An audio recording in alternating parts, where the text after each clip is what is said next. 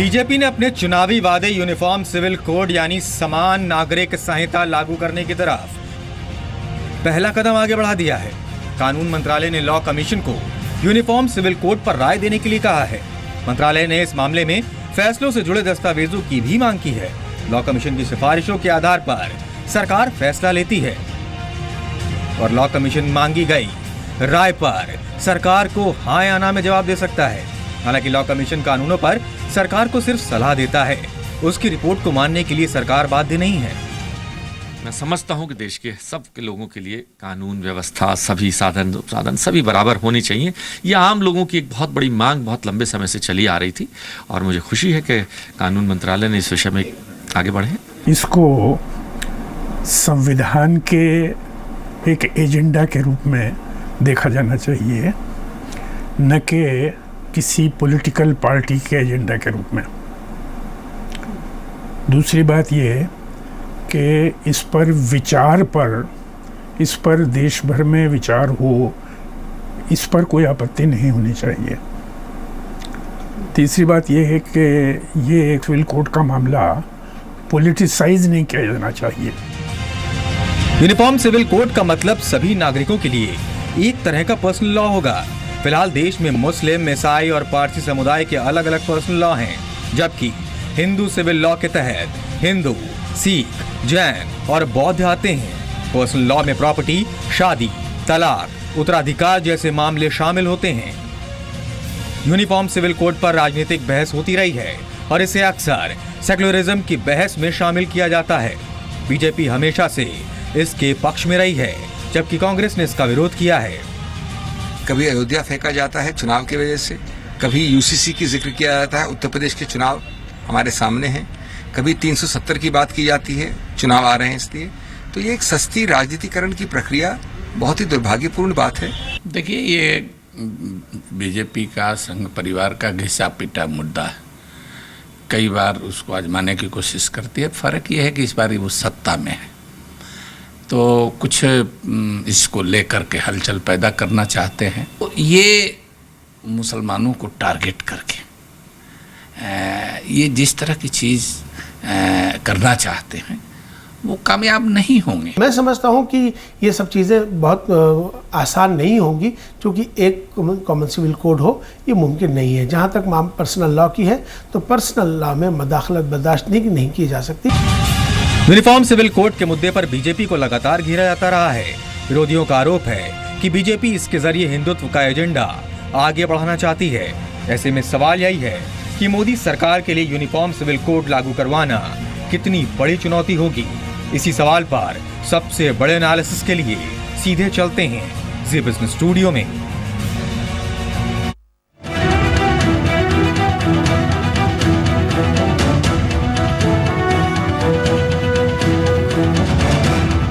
नमस्कार, आप देख रहे हैं जी बिजनेस और आपके साथ मैं हूं शिल्पा। यूनिफॉर्म सिविल कोड का मुद्दा नया नहीं है। संविधान सभा के दौर से ये मुद्दा उठता रहा। इस पर विवाद भी हुआ है और अलग अलग दौर में सियासत भी खूब हुई है। लेकिन अब सवाल ये है कि क्योंकि लोकसभा चुनाव में बीजेपी ने यूनिफॉर्म सिविल कोड का लागू करने का वादा किया था और अब इस पर लॉ कमीशन से रिपोर्ट भी मांगी गई है। लेकिन बड़ा सवाल सबकी सहमति का है, तो क्या वाकई मोदी सरकार इस मुद्दे पर सबको अपने साथ लेने में कामयाब हो पाएगी? इसी मुद्दे पर है आज की big story big debate, Hindu मुस्लिम एक कानून विद अ क्वेश्चन मार्क। तो चलिए, यूनिफॉर्म सिविल कोड आखिरकार है क्या, हम ये आपको बताएंगे। लेकिन उससे पहले खास मेहमान हमारे साथ जुड़ेंगे इस डिबेट में। Sudesh Verma, national spokes person BJP, इस चर्चा में जुड़ेंगे। आलोक शर्मा है, स्पोक्स पर्सन कांग्रेस। और स्टूडियो से हमारे साथ एक्सपर्ट आरएसएस संगीत रागी मौजूद है। मौलाना Sajid Rashidi, president all India इमाम एसोसिएशन, भी स्टूडियो में हमारे साथ मौजूद है। विराग गुप्ता, कॉन्स्टिट्यूशनल एक्सपर्ट, भी इस चर्चा का हिस्सा बनेंगे। और आपसे कुछ देर बाद कॉन्स्टिट्यूशनल एक्सपर्ट सुभाषी कश्यप भी हमारे साथ जुड़ेंगे इस डिबेट में। लेकिन फिलहाल जो मेहमान हमारे साथ मौजूद हैं, आप सभी का बहुत स्वागत है। लेकिन चलिए, चर्चा को शुरू करने से पहले हम आपको ये बताते हैं कि ये यूनिफॉर्म सिविल कोड आखिरकार है क्या। तो देश के सभी नागरिकों के लिए एक तरह का पर्सनल लॉ हो। यूनिफॉर्म सिविल कोड को लागू करना राज्यों की जिम्मेदारी है और संविधान के आर्टिकल 44 के तहत राज्यों को ये जिम्मेदारी दी गई है। तो यूनिफॉर्म सिविल कोड है क्या, ये जानिए। फिलहाल मुस्लिम, ईसाई और पारसी समुदाय का पर्सनल लॉ है। हिंदू सिविल लॉ के तहत हिंदू, सिख, जैन और बौद्ध इसमें आते हैं। यूनिफॉर्म सिविल कोड लागू हुआ तो सभी धर्मों के लिए एक जैसा कानून हो जाएगा, जिसमें तमाम ऐसे मसले हैं जो सुलझाए जाएंगे, जैसे कि प्रॉपर्टी, शादी, तलाक, वारिस जैसे मामले शामिल होते हैं। और यूनिफॉर्म सिविल कोड पर अब तक सहमति नहीं बन पाई है। और बीजेपी के अगर बात की जाए तो हमेशा से यूनिफॉर्म सिविल कोड की समर्थन में रही है, और उधर कांग्रेस ने कई मौकों पर यूनिफॉर्म सिविल कोड का विरोध किया है। तो चलिए सबसे पहले चर्चा की शुरुआत करेंगे। विराग गुप्ता भी हैं हमारे साथ, कॉन्स्टिट्यूशनल एक्सपर्ट। विराग, आपको क्या लगता है सरकार के इस कदम को आप किस तरीके से देख रहे हैं, और अभी के हालात में आपको लगता है क्या ये पॉसिबल हो पाएगा? सबसे पहले मैं एक लाइन में बताऊं कि यूनिफॉर्म सिविल कोड जो आम जनता समझे कि देश में सबसे बड़ा संविधान है, उसके बाद जो क्रिमिनल लॉ है वो सारे लोगों के लिए एक है, पर जो पर्सनल लॉ है जिसके भीतर की जो शादी, उत्तराधिकार और ये वसीयत और प्रॉपर्टी के मामले आते हैं, वो सारे धर्मों के लिए अलग अलग तरह के कानून हैं। संविधान के अनुच्छेद 44 में डायरेक्टिव प्रिंसिपल्स में ये सरकार को बोला गया है कि उसकी जिम्मेदारी है कि यूनिफॉर्म सिविल कोड को लागू करे। सुप्रीम कोर्ट ने इसके पहले कई जजमेंट दिए हैं, शाहबानो केस में दिया है और भी दूसरे, अभी 2015 में एक जजमेंट दिया है जिसमें उन्होंने समय समय पर इस बात को बोला है कि राज्य इस बात को सुनिश्चित करें कि सबके साथ समानता का बर्ताव हो। यूनिफॉर्म सिविल कोड के जो अपोजिशन हैं, वो अपोजिशन ये होता है कि धार्मिक स्वतंत्रता का हनन है, जो संविधान का अनुच्छेद 25, 26 या 29 का हनन है। लेकिन सबसे बड़ा मसला ये है कि पहले नंबर पे ये सरकार की जिम्मेदारी है कि यूनिफॉर्म सिविल कोड को लागू करे। दूसरे नंबर पे इसमें महिलाएं वंचित हैं। जैसे अभी हमने देखा कि मंदिरों पे, मस्जिदों में महिलाओं की एंट्री के बारे में विवाद हुआ, उसमें सुप्रीम कोर्ट के तक मामला गया, सब जगह पे गया, और ये हुआ कि सबको बराबर का अधिकार है, महिलाएं हर जगह पे जा सकती हैं। अगर यूनिफॉर्म सिविल कोड लागू नहीं होता तो देश में जो आधी आबादी है महिलाएं, उनको समानता का अधिकार नहीं है। तो जो व्यक्तिगत जो महिला जो धर्म की बात की जाती है, मैं नहीं समझता हूँ, लेकिन पूरे मुद्दे पे विवाद ये है कि इसको राजनीतिक चश्मे से देखा जाता है, राजनीतिक विवाद खड़ा किया जाता है। जो अभी केंद्र सरकार ने लॉ कमीशन को जो अभी भेजा है, जो रेफरेंस भेजा है, मैं समझता हूँ वो बड़ा हल्का है और नाकाफ़ी है। क्योंकि अगर लॉ कमीशन के पास आपको रेफरेंस भेजना है तो आप ये भेजें कि आप मॉडल जो ड्राफ्ट कानून है वो सामने पेश करें, जिस पर भी बहस होनी चाहिए। अब आप बोल रहे हैं कि पुराने जजमेंट लेकर के आइए, आप इसमें बताइए क्या करना चाहिए। क्या लॉ कमीशन क्या संविधान से बड़ा है? जब संविधान में लिखा है कि आप यूनिफॉर्म सिविल कोड लागू करें तो आप ड्राफ्ट बिल पे बहस करें, जिसपे कि लोगों का ऑब्जेक्शन मंगाएं, और अगर किसी एक धर्म का कोई खास ऑब्जेक्शन है उसको आप एक्सेप्शन में, प्रोविजो में आप उसको रख सकते हैं। जी, और हमारे साथ इस वक्त सुदेश भी हैं, स्पोक्स पर्सन बीजेपी जी, और आपका रुख करेंगे सुदेश जी, लेकिन इससे पहले सुभाष कश्यप भी हमारे साथ जुड़ रहे हैं इस चर्चा में। सुभाष जी, आप सरकार के इस कदम के बारे में क्या कहेंगे? सिविल कोड कितना आसान है इस सिनेरियो में लागू करना?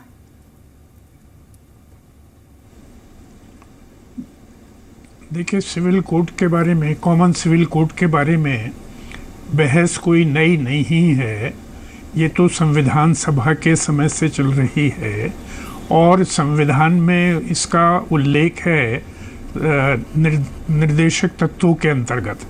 तो संविधान का पहले ही निर्देश है सरकार को कि वो यूनिफॉर्म सिविल कोड के लिए काम करे।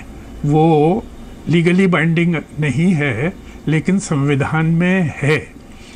समस्या तब आती है जब यूनिफॉर्म सिविल कोड की बात या कॉमन सिविल कोड की बात का राजनीतिकरण हो जाता है और विभिन्न दल अपने वोट बैंक के हिसाब से उस पर अपने विचार रखने लगते हैं, या संप्रदायीकरण हो जाता है और अलग अलग संप्रदाय के लोग उसके बारे में बात करने लगते हैं अपने अपने हिसाब से। यूनिफॉर्म सिविल कोड का मतलब ये नहीं है कि हिंदू कोड सब पे लागू हो जाए या मुस्लिम कोड सब पे लागू हो जाए। यूनिफॉर्म सिविल कोड अगर बनता है तो सभी जगह से अच्छी अच्छी बातें लेकर बनना चाहिए और इसको जेंडर जस्टिस की दृष्टि जाना चाहिए, क्योंकि यूनिफॉर्म सिविल कोड तो देश में ऑलरेडी लागू है। सिवाय 2-3 मामलों के, मैरिज, डाइवोर्स और सक्सेशन प्रॉपर्टी के मामलों में। और इनमें तीनों महिलाएं आती हैं, तो महिलाओं के हितों की रक्षा के लिए और मानवीय अधिकारों की रक्षा के लिए ऐसा कानून बनना ज़्यादा ज़रूरी है। उसको जेंडर जस्टिस के रूप में देखा जाना चाहिए, न कि किसी एक संप्रदाय का दूसरे संप्रदाय के साथ टकराव। जी आप बने रहिए हमारे साथ। तो पॉलिटिकल गेस्ट भी हैं हमारे साथ इस चर्चा में, उनका रुख करेंगे, लेकिन उससे पहले मौलाना साजिद रशीदी, आपसे जानना चाहूंगी, अभी जो कॉन्स्टिट्यूशनल एक्सपर्ट ने अपनी राय इस पर रखी है, तो आप उससे कितने सहमत हैं? इसमें दिक्कत क्या है अगर यूनिफॉर्म सिविल कोड लागू होता है देश में? तो नहीं, देखिए, सवाल ये नहीं है कि दिक्कत मुसलमान को है कि नहीं, सवाल ये है कि दिक्कत हिंदुस्तान के अंदर कितनी कम्युनिटीज़ को है। माइनॉरिटीज सब के सब इसके अंदर आती हैं, सभी को तकरीबन दिक्कत है। दूसरे ये है कि जब 1956 के अंदर हिंदू सिविल कोड बना था, तो उस वक्त में आपको याद होगा कि भारतीय जनसंघ और हिंदू महासभा ने उसका सबसे पहले एतराज़ किया था और उस पर ऑब्जेक्शन किया था। तो आज ऐसी कौन सी ज़रूरत पेश आ गई आपको अपने वोट बैंक के लिए या अपनी सियासत को और ज़्यादा विस्तार से मुल्क में फैलाने के लिए, ताकि जो है आप जो है सिविल कोड की तरफ जा रहे हैं? ये भारतीय जनता पार्टी का और जनसंघ का मुख्य एजेंडा है, उसी पर ये काम कर रहे हैं आरएसएस के दबाव को लेकर। दूसरे ये है, देखिए, मुस्लिम प्रसन्नता जो है मुकम्मल प्रसन्नता है हमारे लिहाज से। इक्का दुक्का वाक़यात कुछ हो जाते हैं, जैसे शाबानों का केस हुआ, और भी बहुत सारे केस जो है इस तरह से हुए हैं, लेकिन आप उसको 20 करोड़ में से अगर 10-20 केस इस तरह के निकल जाते हैं, तो आप उसको सिविल कोड की तरफ जाते हुए नहीं देख सकते कि कौन सिविल कोड आना चाहिए। ये कहीं ना कहीं मुसलमानों को आरएसएस की जानिब से एक वार्निंग है कि देखिए, अब आपको जो है सचेत रहना पड़ेगा, यहाँ कहीं ना कहीं हिंदू कोड हम नाफिज कर रहे हैं और ऐसा नहीं हो सकता। मुसलमान इसको कभी एक्सेप्ट नहीं कर सकता। जी, तो चलिए आप बने रहिए हमारे साथ। सुदेश शर्मा का रुख करते हैं। तो चलिए, अभी तो फिलहाल उनसे संपर्क हमारा टूट गया है। बहरहाल ये बताइए मौलाना साजिद जी, आपका कहना था कि और भी धर्म होंगे जो शायद उनको ये रास नहीं आएगा अगर यूनिफॉर्म सिविल कोड हो सकता है, आपत्ति कई मुद्दों पर हो सकती है, तो क्या अगर सभी धर्मों के नुमाइंदों को बुला लिया जाए और उसके ऊपर एक कंसेंसस बनाया जाए, तब भी क्या आप तैयार नहीं है? तब भी आपको लगता है कि नहीं होना चाहिए? नहीं, देखिए, मुख्य मुद्दा इसमें तलाक का आता है। सबसे बड़ा मुद्दा जो है आजकल जो चल रहा है चर्चा में है, वो तलाक का है। मैं समझता हूँ कि आपके यहाँ तलाक है ही नहीं और हमारे यहाँ तलाक है। अगर दो आदमियों के अंदर किसी तरह से निभाव नहीं होता और वो आपस में अलग होना चाहते हैं, तो इसका एक रास्ता तलाक है। आप कोर्ट में जाके तलाक लेते हैं। हमारे यहाँ मुस्लिम प्रसन्नता में अधिकार है मर्द को कि वो 3 तलाक दे दे। उसका एक प्रावधान है कि भाई एक महीने के अंदर दे। कोई आदमी गलत भी कर देता है कि उसको एक बारी में 3 तलाक दे देता है, लेकिन हिंदू लॉ के मुताबिक आप समझिए कि तलाक का जो मैटर हमारे मुल्क के कानून में आया है वो मुस्लिम लॉ से ही लिया गया है। ये सच्चाई है और उसको मानना पड़ेगा। चलिए, इस पर और भी बात हम करेंगे, लेकिन रुक करते हैं संगीत रागी का एक्सपर्ट आरएसएस। सरकार की तरफ से ये संगीत जी कदम तो उठा लिया गया, हालांकि कोशिश तो काफी लंबे समय से चल रही है, लेकिन हमेशा से इस मुद्दे को पॉलिटिसाइज किया जाता है और ये भी अब, जैसा कि आपने सुना, कहा जा रहा है कि इसमें आरएसएस का बहुत ज्यादा दबाव है, तभी सरकार की तरफ से कदम उठाया गया है। देखिए, मैं दो तीन बातें मैं साफ साफ कर दूं। इसका विरोध मुस्लिम समुदाय के तरफ से नहीं है, इसका विरोध मुस्लिम समुदाय के अंदर जो फैनेटिक एलिमेंट्स है, जिसको मौलवी मुल्ला जी ने हम कहते हैं, ये उसके तरफ से गलत। आप एक मिनट सुन लीजिए, वापस लीजिए, इसको वापस बाद में लेंगे। आप मुझे इसको गलत लीजिए। आप अपनी हमारे यहाँ प्रसन्नता में मौलवी मुल्ला कोई चीज नहीं। सुन लीजिए, हमारे यहाँ प्रसन्नता में मौलवी मुल्ला कोई चीज मौलवी लोग नहीं, इसको वापस लीजिए। नहीं, सुन लीजिए। देखिए, मौलवी मुल्ला प्रसन्नता में कोई चीज नहीं है, इसको वापस ले लीजिए आप प्लीज। अगर बहस को सार्थक चलाना है आपको, आप सुन लीजिए। नहीं, मौलवी मुल्ला को टारगेट मत कीजिए, मौलवी मुल्ला को टारगेट मत कीजिए। आपने ही प्लीज आप बात कीजिए मुद्दे पर। मौलवी मुल्ला को टारगेट, मैं अगर संतों की बात लेके बैठूं, मौलाना साजिद जी, ये डिबेट कीजिए। मौलाना साजिद जी, आप उन्हें बात करने दीजिए। मौलवी मुल्ला को टारगेट मत कीजिए। इस्लाम के अंदर भी कई स्कूल्स ऑफ थॉट हैं, हनीफी स्कूल्स ऑफ थॉट हैं, कई स्कूल्स ऑफ थॉट हैं। क्या एक ही जैसा शरीयत था क्या जब मुगल से यहाँ थे क्या उस समय शरीयत था क्या?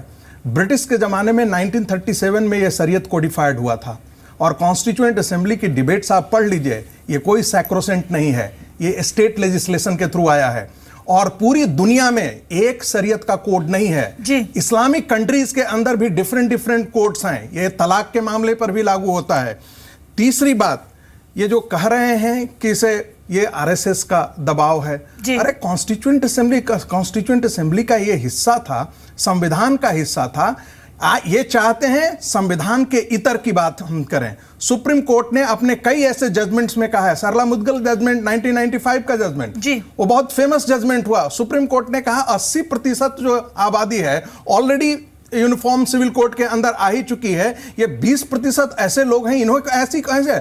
जब कॉन्स्टिट्यूएंट असेंबली के डिबेट चल रहा था तो बुद्धिस्ट लोगों ने भी कहा था, अंबेडकर वहां उठ करके उन्होंने कहा कि जो साउथ के जो मुसलमान हैं, आपने अपना पक्ष यहाँ पर रखा है। आलोक शर्मा है कांग्रेस से, मालाबार के जो मुस्लिम्स हैं उनके अलग हैं, बॉम्बे के जो मुस्लिम्स हैं उनके रिचुअल्स अलग हैं। जी चलिए संगीत जी, इस्लाम के अंदर होमोजेनाइजेशन का प्रयास। बात रख दी है, सबको मौका दीजिए, इस तरीके से बहस आगे नहीं बढ़ पाएगी। मैडम एक मिनट जी, साजिद इनकी बात का जवाब देना चाहता हूं। जवाब दीजिए। इन्होंने कहा कि मुस्लिम कंट्रीज में अलग अलग जो है अलग अलग शरीयत है। ऐसा नहीं है, ये आपके इल्म की कमी है, आपको जानकारी नहीं है मुस्लिम पर्सनल के बारे में। मुस्लिम पर्सनल एक है, मुस्लिम पर्सनल एक है, और वो आज से नहीं है, वो हजारों हजार साल से है। आपको शायद 1400 साल पहले पढ़ा नहीं है, यही आप बच्चों को मौलवी हो मेरे भाई, मैं मौलाना हूं, मैंने 12 साल लगाए हैं। संगीत राजी जी, इस तरीके से किसी को पर्सनल के अंदर मैं जानूंगा या आप जानेंगे ज्यादा, इस्लामी शरीयत को मैं जानूंगा या आप जानेंगे। आप गलत कर रहे हैं उस बात को। 1400 साल पहले कुरान नाजिल हुआ और कुरान ही हमारा पर्सनल लॉ है, हदीस ही हमारा पर्सनल लॉ है। आप ये कैसे कह सकते हैं कि 1937 के अंदर मोहम्मदन लॉ बना है? मोहम्मदन लॉ को हम नहीं मानते। हमारा जो है शरीयत जो है वो कुरान है। कुरान में मुकम्मल बातें हमारे लिए है, हमारी जिंदगी जीने का एक तरीका है, एक थॉट दिया है उन्होंने कि भाई ऐसे जिंदगी। लेकिन फिर आपके ही जी चलिए, और भी हमारे साथ इस वक्त गेस्ट जुड़े हुए हैं। अब हम रुक कर सकते हैं आलोक शर्मा, स्पोक्स पर्सन कांग्रेस। आलोक जी, ये बताइए कि लगातार कांग्रेस यूनिफॉर्म सिविल कोड का विरोध करती आई है, और अगर बैकग्राउंड में जाएं तो हमेशा कांग्रेस की तरफ से ये कहा जाता है कि बाबा भीमराव अंबेडकर की जो प्रिंसिपल्स हैं, आइडियोलॉजी को फॉलो किया जाता है। तो अब आखिरकार बाबा भीमराव अंबेडकर ने तो यहाँ तक इस पूरे मुद्दे पर इस्तीफा तक दे डाला था, तो अब आप इस बात का विरोध क्यों कर रहे हैं? देखिए, मैं समझता हूँ, मुझे नहीं मालूम है कि अंबेडकर साहब ने कभी इसके ऊपर इस्तीफा दिया हो, मुझे याद नहीं है, हो सकता है आपके पास जानकारी हो। तो ये तो विरोध के लिए विरोध नहीं कर रहे हैं। उसकी आलोक जी, ये तो इतिहास में है, ये तो इतिहास में है कि उनको भी अग्नि परीक्षा से गुजरना पड़ा था इस पूरे मुद्दे पर। चलिए, हो सकता है मैं जी, उनको कानून मंत्री का पद छोड़ना पड़ा था। तो आप ये कैसे कह रहे हैं कि आपको इतिहास की बात नहीं मालूम है? मैं कह रहा हूं कि कानून के जानकार थे वो, उन्होंने पूरी तरह से एक अच्छा संविधान देने में मदद की, लेकिन उन्होंने इस मुद्दे के ऊपर वहां से इस्तीफा दे दिया। मेरी जानकारी में नहीं, आपकी जानकारी में हो सकता है। लेकिन ये तो आप एक्सेप्ट करेंगे, यूनिफॉर्म सिविल कोड की वजह से उन्होंने इस्तीफा दिया, मेरी जानकारी में नहीं है। चलिए मुद्दे पर आ जाते हैं मैम। देखिए, जहां तक यूनिफॉर्म सिविल कोड की बात है, लेकिन आलोक जी, आप इससे पहले अपनी बात पूरी कीजिए, आप अपनी बात पूरी करें। मैं एक बीच में एडिशन ये करना चाहती हूँ कि आपका कहना है कि उन्होंने इस्तीफा दिया या नहीं, ये आपको नहीं, ये आपकी जानकारी में नहीं है, लेकिन वो यूनिफॉर्म सिविल कोड के पक्षधर थे, उसके पक्ष में थे, इस बात से तो आप वाकिफ होंगे ना? देखिए, मैं समझता हूं कि आप फिर अपनी बात से ही जब मुकर रही हैं। आज अंबेडकर साहब की चर्चा नहीं हो रही है, आज लॉ कमीशन के पास जो मैटर गया उस पर चर्चा कर लेते हैं। आप लोग बिल्कुल हमेशा तथ्यों को तोड़ मरोड़ के प्रस्तुत करते हैं, अच्छी आदत नहीं। चलिए, अब अपनी मैंने आपकी बात को भी डिनाई नहीं किया, आप मेरी बात को डिनाई मत कीजिए। मेरे पास नहीं है इन्फॉर्मेशन कि उन्होंने यूनिफॉर्म सिविल कोड के ऊपर इस्तीफा दिया। आपकी जानकारी हो सकती है, आप ज्यादा ज्ञानी हैं। जी, मैं केवल चलिए, आप इस बारे में क्या सोचते हैं सर? जब जब सत्ता में आती है, हाँ मैं उसी पर आ रहा हूँ मैम। जब जब भारतीय जनता पार्टी सत्ता में होती है तो उसका रुख दूसरा होता है। जब जब ये विपक्ष में चले जाते हैं तो धारा 370 पूरी तरह से लागू होनी चाहिए, आज ही लागू होनी चाहिए, अभी लागू होनी चाहिए। जब सत्ता में आ जाते हैं तो आप उसको, सुप्रीम कोर्ट जब आपसे जवाब मांगता है तो आप जवाब नहीं देते हैं। जब आप सत्ता में होते हैं तो राम मंदिर जो है वो संविधान के दायरे में बनना चाहिए। जब सत्ता से बाहर होते हैं तो आस्था का प्रश्न होता है, और रामेश्वर जो सोमनाथ जी की तर्ज पर राम मंदिर बनना चाहिए। ऐसा ही आज यूनिफॉर्म सिविल कोड है। उत्तर प्रदेश का चुनाव सामने आ गया है। मैं जानना चाहता हूँ, 2.5 साल से आप चुपचाप बैठे थे, अभी क्यों याद आया आपको? पहली चीज। दूसरा, 6 साल आपकी सरकार पहले रही, आप तो हमेशा से यूनिफॉर्म सिविल कोड की बात करते रहे। आज तक आपने एक पर्ची भी सरकार की तरफ से क्यों नहीं दी है उसके ऊपर? कारण क्या है कि उसके अंदर पेचीदगियां हैं।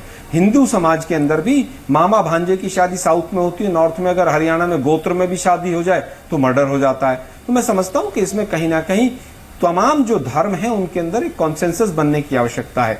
जैसा कि सुभाष कश्यप साहब ने भी कहा कि यूनिफॉर्म सिविल कोड ऑलरेडी लागू है, लेकिन आज आप जो चीज लागू करवाना चाहते हैं वो आपको ही नहीं पता आप लागू क्या करवाना चाहते हैं, क्या लागू करवाना चाहते हैं। चलिए इसका जवाब जानते हैं। जी, इसका जवाब जानेंगे। संगीत रागी जी हमारे साथ बने हुए हैं। संगीत जी, आपको कहना चाहते हैं? मैं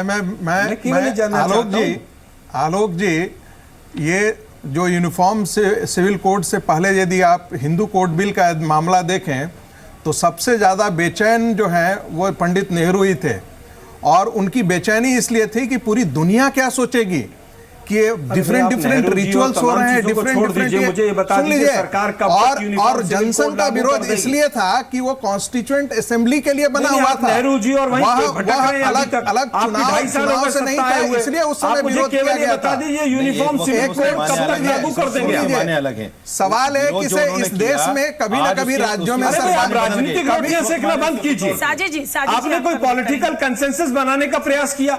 अरे आपको समाज में ये तो सबसे बड़ा सवाल आपसे पूछा जाना चाहिए कि संविधान के अंदर ऐसे निर्देश थे, केवल बताइए लॉ कमीशन इस देश के संविधान के साथ धोखा क्यों किया? कांग्रेस पार्टी ने इस देश के साथ क्यों ऐसा विश्वासघात किया? It was a mandate from the constitution. आपने क्या किया? आपने क्या कॉन्सेंसस बनाया?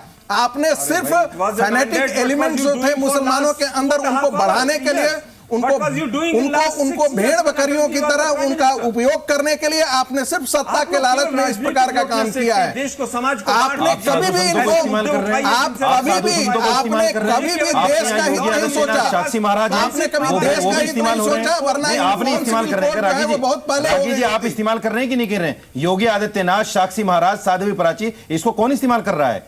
आज मंत्री बनने जा रहे हैं योगी आदित्यनाथ, जो फाइव ब्रांड है, जो गालियां देते हैं खड़े होकर स्टेज पर, जो मुसलमानों को पाकिस्तान भेजने की बात करते हैं, जो कहते हैं हिंदुस्तान में मुसलमान का हिस्सा ही नहीं है, आप नहीं इस्तेमाल कर रहे हैं उनको। जो ऐसी बात, आप ऐसी बातें क्यों कर रहे हैं? टॉपिक से हटकर इस तरह की बातें मत कीजिए, आप टॉपिक पर रहिए। एलिमेंट को कौन इस्तेमाल कर रहा है ये दुनिया जान रही है, इसलिए क्योंकि ये दुनिया जान रही है।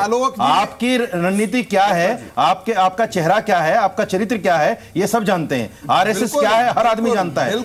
आरएसएस हिंदुस्तान उस वक्त कहां था जब जब जंगे आजादी लड़ी जा रही थी। आपका एक आदमी का, आपका क्या नहीं, मैंने लड़ी है, 50,000 उलमाए कराम ने कुर्बानी दी है। आरएसएस का एक आदमी बता दीजिए, आरएसएस का एक आदमी बता दीजिए अगर जंगे आजादी में मरा हो, क्योंकि वो अंग्रेज के गुलाम थे। आरएसएस के लोग अंग्रेज के गुलाम थे, दलाल थे, अंग्रेज के दलाल थे, वो अंग्रेज के दलाल थे। करवाना पड़ेगा फिर। हमने 50,000 उलमाए कराम ने कुर्बानी दी है। आप हमारे साथ बात करेंगे? साजिद जी आपका मुंह नहीं हमसे बात करने का जंगे आजादी में। थोड़ा ठंडा होकर आपको इस डिबेट को आगे बढ़ाना है, फिर तो कोई फायदा ही नहीं है। फिर किस तरीके से? नहीं, सवाल ये है कि छाछ तो बोले छलनी बोले जिसमें 72 छेद। आरएसएस ने जंगे आजादी में मुल्क को सिवाय तोड़ने के कुछ नहीं किया आज तक। आज ये बोल रहे हैं मुल्क को बनाने की बात कर रहे हैं, इनको तो बोलने का हक ही नहीं है। देखिए, ये डिबेट फिर इस तरीके से नहीं हो सकती है। आप किस तरीके की भाषा का यहाँ पर इस्तेमाल कर रहे हैं? लाखों दर्शक इस वक्त आपको देख रहे हैं, नेशनल टेलीविजन पर आप बैठे हैं हमारे साथ। बहरहाल Sudesh Verma, national spokes person BJP, जुड़ रहे हैं। सुदेश जी, यहाँ पर तो अगर यूनिफॉर्म सिविल कोड की बात आ रही है, सरकार की तरफ से जो यहाँ कदम उठाया गया, शुरुआत की गई है, इसमें कहीं ना कहीं राजनीतिकरण जो है उसकी पता लगता है कि साफ तौर पर इसका पॉलिटिसाइज जो है वो किया जा रहा है, क्योंकि आरोप यहाँ पर ये है आपकी पार्टी पर कि किसी तरीके का कोई भी कंसेंसस अभी तक नहीं बनाया गया है, सिर्फ और सिर्फ दिखाने के लिए किया जा रहा है। क्या ऐसा है? चुनावों से पहले ये सरकार का एक कदम माना जा सकता है? देखिए शिल्पा जी, पहले मैं थोड़ा आपको कॉन्टेक्स्ट बता दूं क्या है, क्योंकि देखिए जिस तरह से आलोक शर्मा जी ने बोला या जिस तरह से मौलाना साजिद साहब ने बोला, ये तो बिल्कुल मैंने भरपेट गाली देना है बीजेपी को बिना जाने हुए। कौवा कान लेके चला गया, कौवे के पीछे जाएंगे या कान को पकड़ेंगे? हुआ क्या है? हुआ है कि आपको पता होना चाहिए, मैं डेट गिना रहा हूँ, सुन लें आपके जो पैनलिस्ट हैं, क्योंकि आपके दर्शक को पता होना चाहिए। 28 मई 2016 को कि सरकार से कि आपका एक पैनल था जो रिपोर्ट ला रहा था पर्सनल लॉस पर, उस रिपोर्ट को 6 वीक के अंदर आप कोर्ट में लाइए। इसके पहले आप जाइए तो 13 अक्टूबर 2015 को सुप्रीम कोर्ट ने बोला, जिसमें जस्टिस विक्रमजीत सिंह और शिव कीर्ति सिंह थे, उन्होंने बोला कि सरकार यूनिफॉर्म सिविल कोड लाने के लिए देश में क्या कर रही है। कोर्ट के बहुत से ऐसे ऑब्जर्वेशन आए जहां सरकार को बोला गया, क्या आपने कुछ कंसेंसस बनाने की कोशिश की यूनिफॉर्म सिविल पर, आप कोई कोर्ट पर कुछ स्टेप ले रहे हैं कि नहीं? तो तो सरकार ने एक लीगल ओपिनियन मांगा है लॉ कमीशन से कि क्या हो रहा है।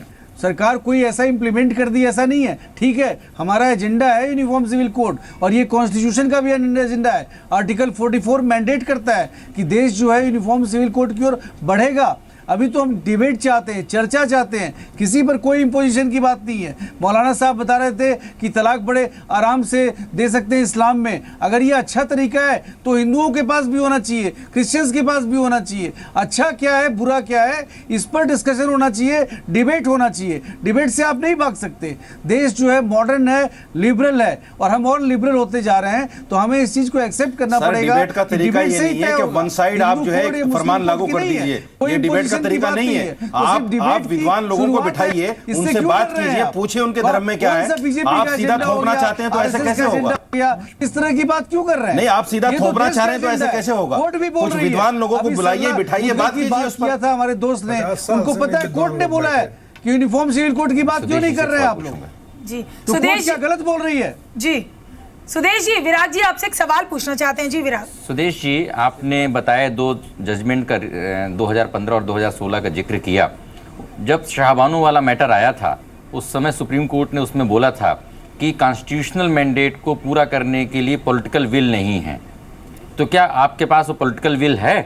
अभी जब अगर उन्होंने बोला, क्योंकि ये सवाल मौलाना साहब से पूछना जरूरी है कि ट्रिपल तलाक में उन्होंने जब बोला कि सुप्रीम कोर्ट के पास जुरिस्डिक्शन नहीं है, तो सुप्रीम कोर्ट तो अल्टीमेट अथॉरिटी है, जुडिशियल रिव्यू को तो है। मैं आपसे सवाल पूछना चाह रहा हूँ कि जब सुप्रीम कोर्ट ने बोला कि आप क्या कर रहे हैं इस सिविल कोड के बारे में, तो क्या कर रहे हैं, तो आपने लॉ कमीशन से पूछा कि आप हमारे पुराने जजमेंट दीजिए, आप इसमें रिपोर्ट दीजिए।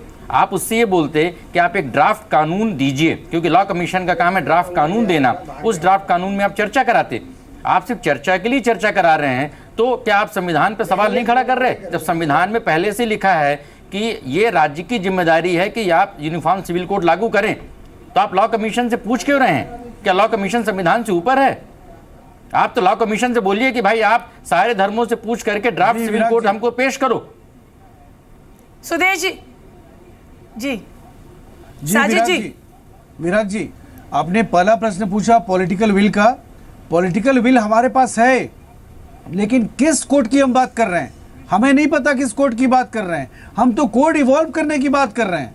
उसमें सारे कम्युनिटीज के लीडर्स को सामने आना चाहिए। क्या मुसलमान में लोग डिमांड नहीं कर रहे हैं? आपने रेफरेंस क्या भेजा लॉ कमीशन को? आपने रेफरेंस क्या भेजा? मैरिज गलत है, आपने लॉ कमीशन।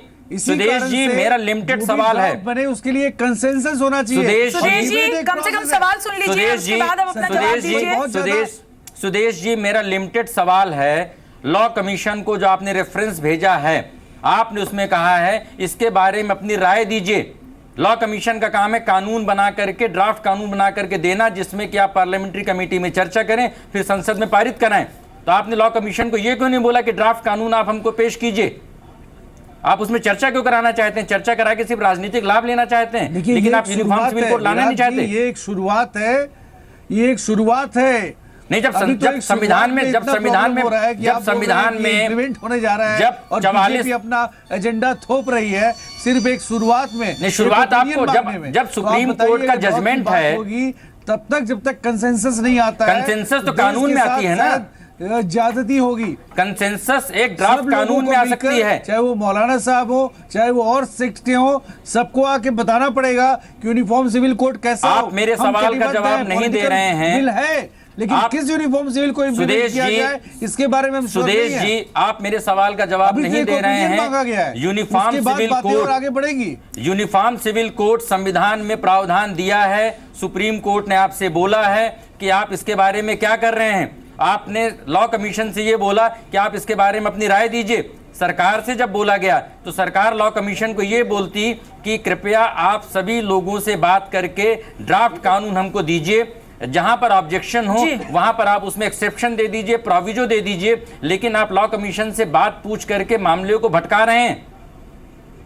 जी तो चलिए, आपने अपना यहाँ पर पक्ष रखा है। बहरहाल हम रुक करेंगे। सजेशन दिया है, वो सजेशन भी हो सकता है सुदेश जी, लेकिन सुदेश जी आपको जी, सुदेश जी, आपका भी रुख करेंगे। शुरुआत शिल्पा जी, उस शुरुआत को वेलकम करना चाहिए। जी, तो चलिए शुरुआत को यहाँ पर वेलकम करना चाहिए, लेकिन लगातार एक्सपर्ट यही बता रहे हैं कि बहुत सी पेचीदगियां हैं यहाँ पर और एक कंसेंसस की यहाँ पर मांग जरूर उठ रही है। सुभाष जी, आपसे जानना चाहेंगे, जिस तरीके से सरकार ने शुरुआत की है, प्रोसीड कर रही है, आपको लगता है कि वाकई ये ठीक है, इससे कामयाबी मिल सकेगी? देखिए, कोई नई शुरुआत नहीं है, पिछले 70 साल से इस पर विचार बराबर चल रहा है और विचार करने पर कोई आपत्ति नहीं होनी चाहिए। दूसरी बात ये कि किसी की भी संप्रदाय के ऊपर या किसी भी व्यक्ति के ऊपर ये थोपा नहीं जा सकता। हमारे देश में ही एक राज्य है गोवा, वहाँ पर ऑलरेडी यूनिफॉर्म सिविल कोड लागू है और पिछले 50 साल से लागू है और सभी हिंदू, मुसलमान, ईसाई, पारसी सब उस यूनिफॉर्म सिविल कोड से गवर्न होते हैं और वहाँ कोई समस्या नहीं है, किसी को एतराज़ नहीं है उस पर। तो यूनिफॉर्म सिविल कोड का मतलब ये नहीं है कि हिंदू लॉ दूसरे संप्रदायों पर लागू होगा या मुस्लिम लॉ सब पर लागू होगा। हर एक कानून में जो वर्तमान कानून हैं उनमें से अच्छी अच्छी बातें लेकर एक यूनिफॉर्म सिविल कोड इवॉल्व होगा। जैसा मौलाना साहब ने कहा कि ज़रूरत इस बात की है कि सब विचारकों को, सब जो लोग जानते हैं उनको बुलाकर बैठकर उनसे बातचीत करके एक मतैक्य निकाला जाए, ताकि किसी को ये न हो कि हम पर कुछ थोपा जा रहा है। और मैं फिर कहूँगा कि इस समस्या का सांप्रदायिकरण और राजनीतिकरण नहीं होना चाहिए। वोट बैंक राजनीति से प्रेरित होकर कोई काम नहीं किया जाना चाहिए, न किसी काम का विरोध किया जाना चाहिए। जी, साजिद जी। देखिए, आज असल में सिचुएशन ये है, भारतीय जनता पार्टी जब से सत्ता में आई है कुछ ना कुछ इस तरह के मुद्दे उनके यहाँ उठते चले जा रहे हैं। मैं आपको बता दूं, फरवरी 21 में मेरी मुलाकात हुई थी प्रधानमंत्री जी से अहमदाबाद के अंदर। उस वक्त मैंने, सुन लीजिए, मैं बोला है कोर्ट के खिलाफ बोल रहे हैं क्या? सुन लीजिए मेरी बात, सुन लीजिए मेरी बात सुन लीजिए। मेरी मीटिंग हुई थी प्रधानमंत्री जी से, उन्होंने मुझसे एक सवाल किया। कोर्ट के खिलाफ बोल रहे हैं क्या? मैं ये जानना चाहता हूँ। अरे भाई सुन लीजिए एक मिनट। उन्होंने मुझसे ये कहा कि भाई मुसलमान हमारे पास क्यों नहीं आ रहा है, मुसलमान हमें वोट क्यों नहीं देता। तो मैंने ये कहा कि देखो, बीजेपी मुसलमान के लिए अछूत नहीं है। आपके 2-3 एजेंडे ऐसे हैं जिसको मुसलमान ये महसूस करता है कि सीधा हमारे मजहब के ऊपर वार हो रहा है, तो इन 2-3 एजेंडों को खत्म कर दीजिए। उन्होंने पूछा भाई क्या है, मैंने कहा भाई कॉमन सिविल कोड है, दफा 370 है और राम मंदिर का मामला है, इन मुद्दों को हटा दीजिए तो आप मुसलमान आपके साथ आ सकता है। लेकिन उन्होंने सबसे पहले जो लफ्ज मुझसे ये कहा कि देखिए बीजेपी इन्हीं को नहीं हटा सकती, अगर बीजेपी ने ये हटा दिया तो हिंदू वोट हमसे टूट जाएगा। तो इनकी नीति के ऊपर जो है जो सवाल उठ रहा है आज, वो इसीलिए उठ रहा है कि इनकी नीयत साफ नहीं है। अगर साफ नीयत के साथ कोई आदमी काम करता है तो वहां सवाल नहीं उठते। दूसरे ये है कि यूपी, सुनिए, यूपी का चुनाव सामने है, आज ही क्यों इस बात की याद आई कि कॉमन सिविल कोड बनना चाहिए? 2.5 साल पहले से कोई इस पर चर्चा नहीं है। दूसरी ये कि ये कानून इतनी आसानी से नहीं बन पाएगा। मैंने बताया हिंदुस्तान के अंदर बहुत सारे समुदाय रहते हैं, बहुत सारे मजहब रहते हैं, उन तमाम को बुलाकर एक बार चर्चा तो कीजिए उनसे पूछिए तो सही कि आपको क्या दिक्कत है। सुदेश वर्मा जी बैठकर यहाँ तकरीर तो कर रहे हैं, लेकिन मुझे ये बताइए कि लॉ कमीशन के पास जाने से पहले आप इन लोगों को तो कम से कम बुलाते, इनसे तो पूछते भाई आपको क्या परेशानी है। आपने डायरेक्ट इस काम को शुरू कर दिया तो फिर आपकी नीयत के ऊपर शक जाएगा ना। लॉ कमीशन उनसे चर्चा कर सकता है। किस तरह की बात कर रहे हैं जी? यहाँ पर जो सरकार की, सुप्रीम कोर्ट ने बोला है एक बार नहीं कई मर्तबे। अरे सुनिए, अगर सुप्रीम कोर्ट मुस्लिम पर्सनल लॉ में मुदाखलत नहीं करता, ना आज तक किया है, क्या सुप्रीम ना आज तक किया है ना करता है। जब भी कोई पर्सनल लॉ का मामला आता है सुप्रीम कोर्ट वापस कर देता है। ये मुस्लिम पर्सनल लॉ की बात है। आप कैसे बात कर रहे हैं कि सुप्रीम कोर्ट ने कह दिया? क्या सुप्रीम कोर्ट ने कह दिया कि आप 3 तलाक को हटा दीजिए?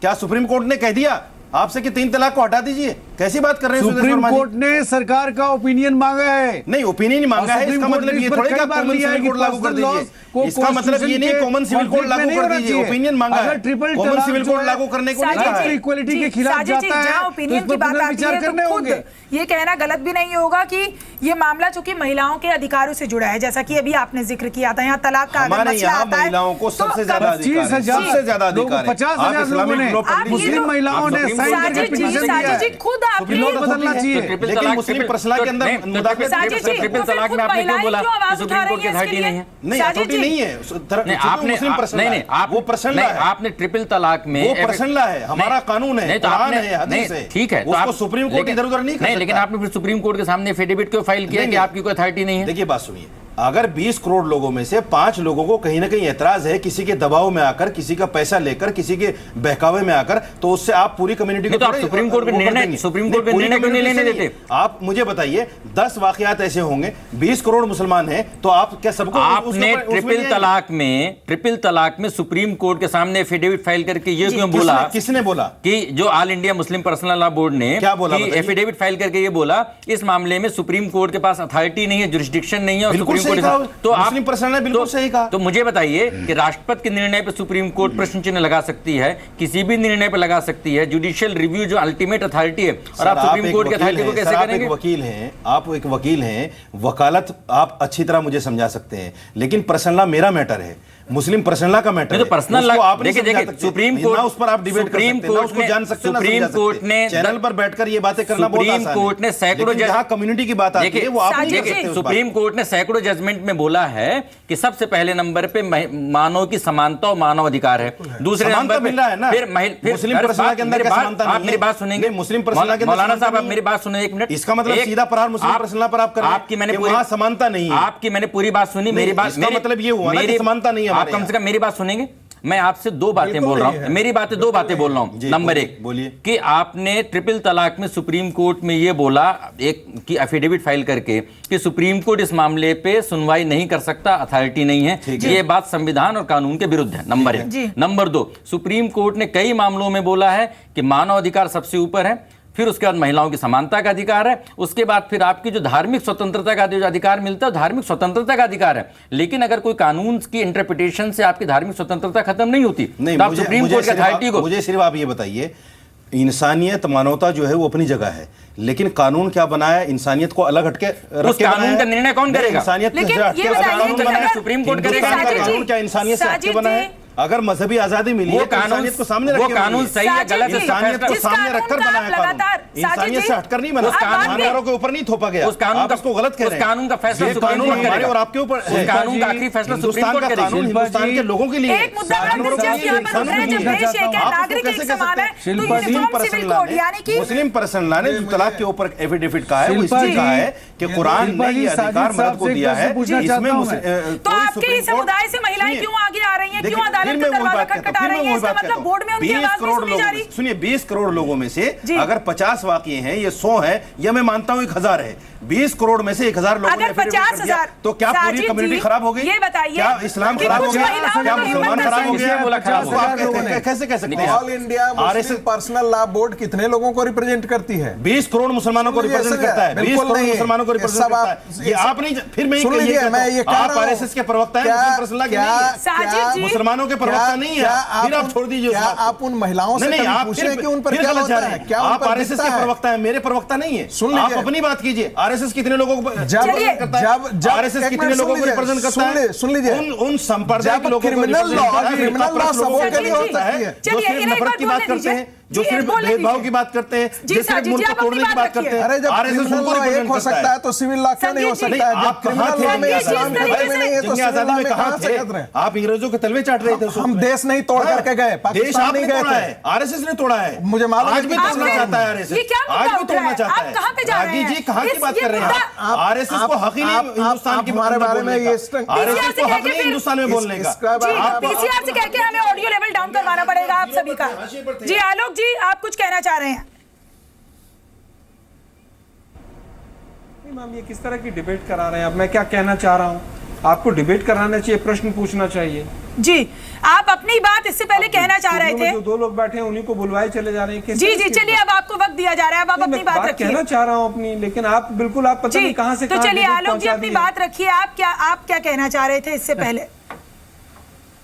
मैं केवल ये कहना चाहता हूं कि जिस तरह से धारा 370 राम मंदिर और तमाम मुद्दों का राजनीतिकरण किया है, बीजेपी केवल राजनीतिकरण कर रही है। संविधान विशेषज्ञ महोदय ने बहुत क्लियरली कहा है कि अगर आपको ये चीज लागू करनी है तो आप ड्राफ्ट तैयार करवाते, और ड्राफ्ट तैयार करने से पहले सभी जो भी कंसर्न, जो भी लोग हैं, जो भी धर्म हैं, जो भी राज्य हैं उनसे सबसे चर्चा करते, लेकिन आपने केवल उत्तर प्रदेश के चुनाव को सामने रखते हुए एक मुद्दा उठा दिया है। अरे भाई, हिंदू धर्म में तमाम तरह की विविधताएं हैं, क्या उनको हम एक दायरे में बांध पाए हैं? आज तक नहीं बांध पाए हैं। जैनिज्म, सिखिज्म, तमाम तरह की अवधारणाएं अलग अलग हैं। जैन में भी 2 तरह के ग्रुप हैं।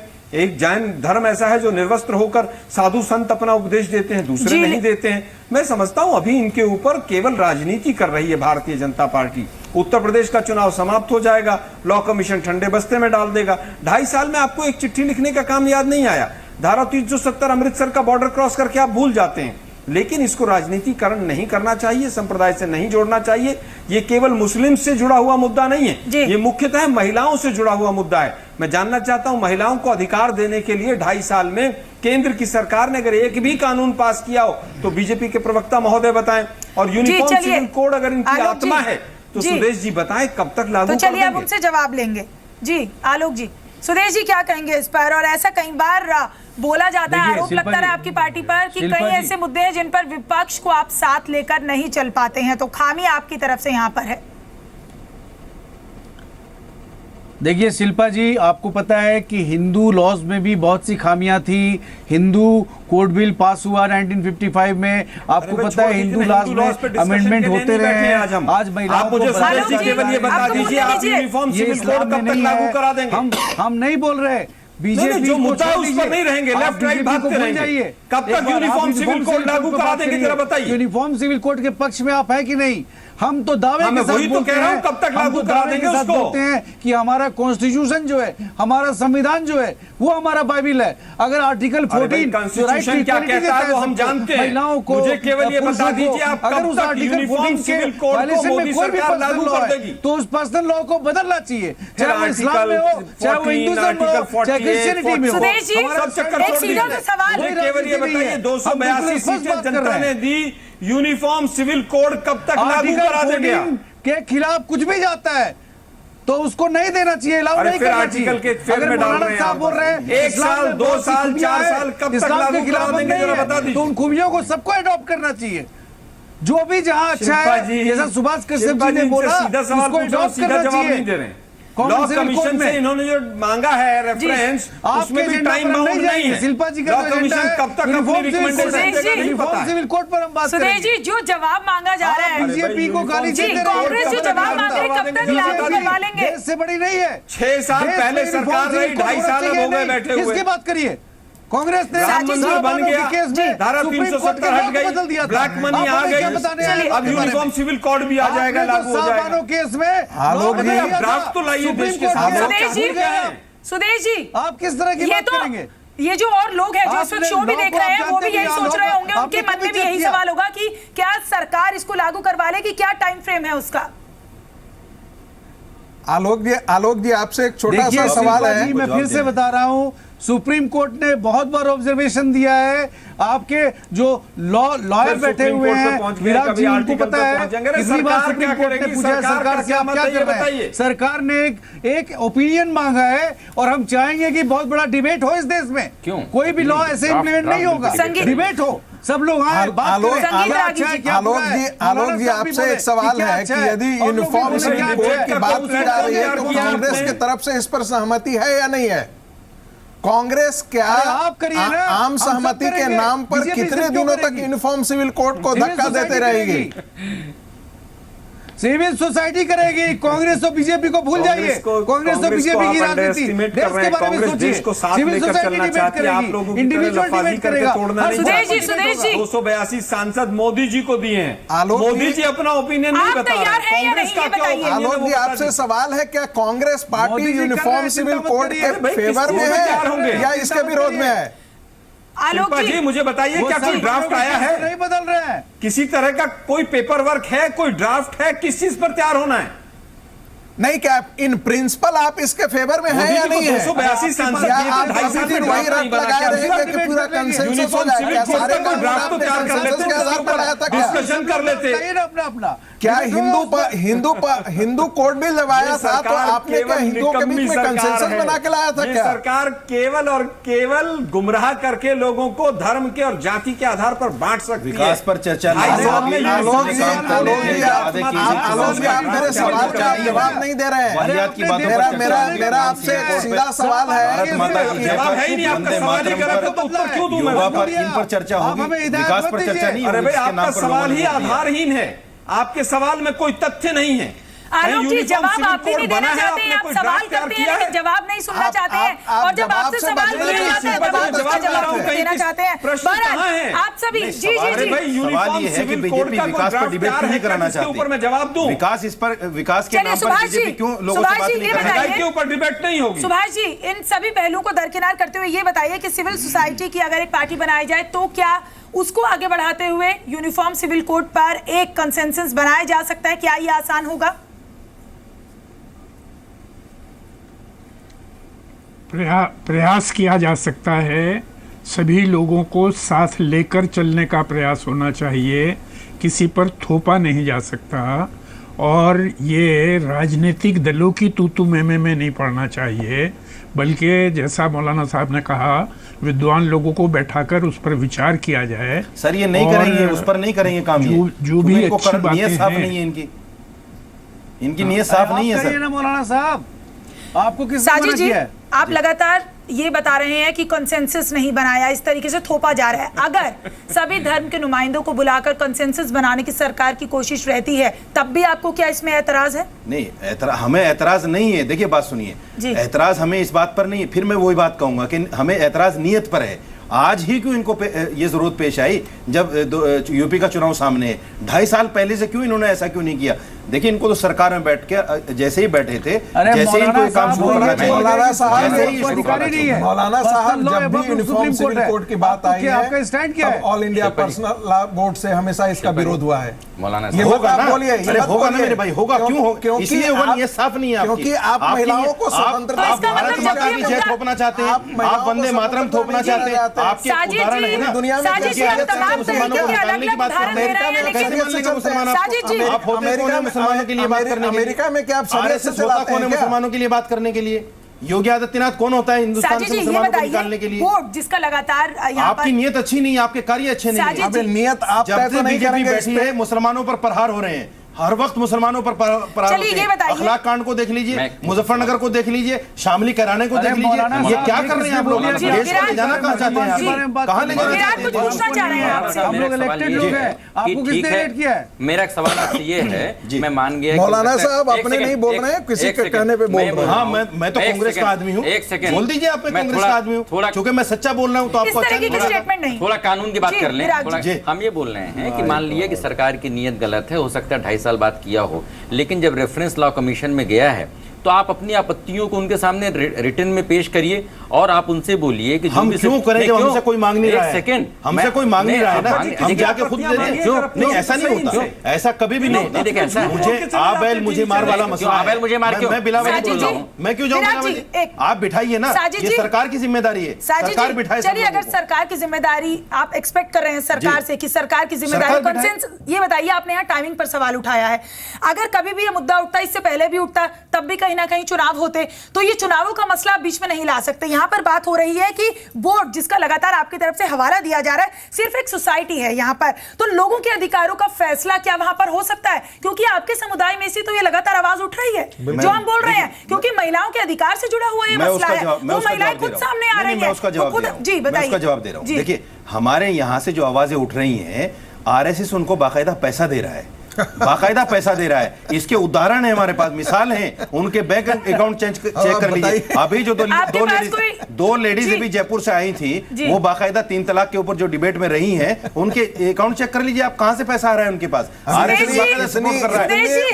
जो लेडीज, आप मुझे बताइए शिल्पा जी, जो लेडीज बेचारी रेल का सफर नहीं कर सकती, वो हवाई जहाज का सफर कैसे कर रही है? इन्होंने कहा कि कुरान और हदीस यही देश को चलाएगा, हम नहीं मानने नहीं, जा मैं रहे नहीं हैं। कह रहा हूँ तो कुरान चलिए, मजीद चलाएगा, आपको नहीं लेकिन मानते अगर हैं। आप मान लो शरीयत हमारा है, गांधी जी ने लेकिन कहा था, मजेदार बात गांधी जी है। ने कहा था एक तरफ अगर आप उमर ये की कह रहे खिलाफत आ हैं जाए, कि अगर उमर की खिलाफत आ जाए तो साजिद देश में अमन कानून आ जाए। गांधी जी ने साजिद कहा था, अभी वो इससे जानते थे पहले, इस्लाम क्या साजिद जी, है। आप नहीं मानते जानते, हैं। आप तो इस्लाम के मुखालिफ है, मुसलमान के मुखालिफ साजिद जी, है। आपको इस्लाम अच्छा क्यों लगेगा, कुरान साजिद अच्छा जी, क्यों लगेगा? इससे पहले आप ये जोर देते रहे बिल्कुल कि मुखालिफ हो, आपसे ज्यादा मुखालिफ कोई हो ही नहीं सकता। आरएसएस ने तो आरएसएस की बुनियादी साजिद जी, इस्लाम के मुखालिफ और है। जो इस पूरे दुनिया आप इस देश को दारुल हरब और दारुल हिंदू इस्लाम राष्ट्र में बनाना बांट चाहते हैं, करके संगीत रागी इस जी, देश को हिंदू राष्ट्र संगीत बनाना रागी जी, चाहते इस हैं, वो तरीके नहीं से बन डिबेट सकता, हिंदू राष्ट्र नहीं बन सकता कोई है। फायदा नहीं। इस तरीके से आरोप प्रत्यारोप आप कर रहे हैं, क्या फायदा है ऐसी डिबेट का, बताइए, जब हम अपने दूसरे मेहमानों को सुन ही ना पाए। जी आलोक जी। मैं केवल ये कहना चाहता हूं कि अगर सरकार को सॉलिड इस दिशा में काम करना चाहती है तो अपना ड्राफ्ट तैयार करवाती हो, जैसा कि संविधान विशेषज्ञ महोदय ने भी कहा। उनको चाहिए कि अगर कोई सॉलिड काम करना है तो उसके ऊपर एक प्रावधान लेकर आए कि साहब ये हमारा फ्रेमवर्क है, उसके ऊपर तमाम धर्मों के लोग हैं। हिंदू धर्म में भी मैंने कहा, जैन धर्म में भी कहा, बुद्धिस्ट में भी, ट्राइबल एरियाज है, 9% ट्राइबल पॉपुलेशन है, जहां पर तमाम तरह की अलग अलग तरह की अवधारणाएं हैं, अलग अलग तरह के अपने अपने कानून हैं वहां के, उनके अपने दायरों में, तो उनको सबको साथ लेकर चलने की बात करें। लेकिन सुप्रीम कोर्ट ने कहा है, इसलिए बीजेपी कर रही है, इसका मतलब बीजेपी वास्तव में करना नहीं चाहती है। सुदेश वर्मा जी ने तो यही स्पष्ट किया। सुदेश वर्मा जी, सुप्रीम कोर्ट ने कहा इसलिए हम कर रहे हैं, जो आपकी आत्मा है इसका मतलब उस पर काम नहीं करना चाहते हैं आप, और अगर करना चाहते हैं तो कोई सॉलिड आधार तो हो ना। 2.5 साल में आपने शिल्पा एक जी, चिट्ठी नहीं लिखी, क्लोजिंग कागज तैयार नहीं किया। शिल्पा जी, मैंने ये बात इसलिए कहा कि बहुत लोगों ने प्रश्न उठाया कि बीजेपी आज ये मुद्दा क्यों उठा रही है। हम शुरू से कमिटेड रहे यूनिफॉर्म सिविल कोड के प्रति, कोई डायल्यूशन नहीं है, लेकिन हम चाहते हैं, जैसा सुभाष चंद्र जी ने बोला, सुदेश जी, चूंकि वक्त हमारे पास कम है, वक्त हमारे पास कम है, सुदेश जी बताइए, आपकी पार्टी की तरफ से कोई ड्राफ्ट लाया जाएगा इस पूरे मसले पर? महिलाओं को बराबर का अधिकार मिले, महिलाओं को बराबर का अधिकार मिले। सुदेश जी, मौलाना साहब दे पाएंगे क्या अधिकार सरकार की तरफ? नहीं, कब तक लागू करा देंगे आप सुदेश जी मुझे ये बताइए, बराबरी के लिए 1 साल पहले आप ही के पार्टी के नेता ने ये कह दिया था कि राम मंदिर फला तारीख को बन जाएगा, वो राम मंदिर तो आपने बना लिया। ये राम मंदिर एक अलग मुद्दा है साजिद जी। कॉमन सिविल कोड को ले आए आप। आपको सिर्फ हिंदू मुसलमानों को आपस में उनकी भावनाओं को भड़काना है, इसके अलावा काम नहीं। आप विकास पर बात क्यों नहीं करते? आपने हिंदुस्तान में 2.5 साल रहकर हुकूमत में आपने क्या कर लिया आज तक? मुस्लिम आवाम के मुल्क के आवाम को क्या दे दिया? क्या दे दिया आपने आज तक? साजिद जी, इजाजत लेने का वक्त कमी है। तो चलिए, सभी खास मेहमान हमारे साथ इस चर्चा में बने हुए थे। बहरहाल यहाँ पर विपक्ष का कहना है कि सरकार को एक ठीक तरीके से, ठीक रास्ते से प्रोसीड करना चाहिए, ड्राफ्ट लाना चाहिए और कंसेंसस यहाँ पर बनाना चाहिए। सभी धर्म के नुमाइंदे आए, उनसे बातचीत की जाए, उन्हें कहाँ किस पॉइंट पर आपत्ति है, इस पर सरकार को विचार करना चाहिए, तभी जाकर आसानी से यूनिफॉर्म सिविल कोड लागू हो सकता है देश में। बहरहाल इस खास पेशकश में इतना ही, दीजिए इजाजत, नमस्कार।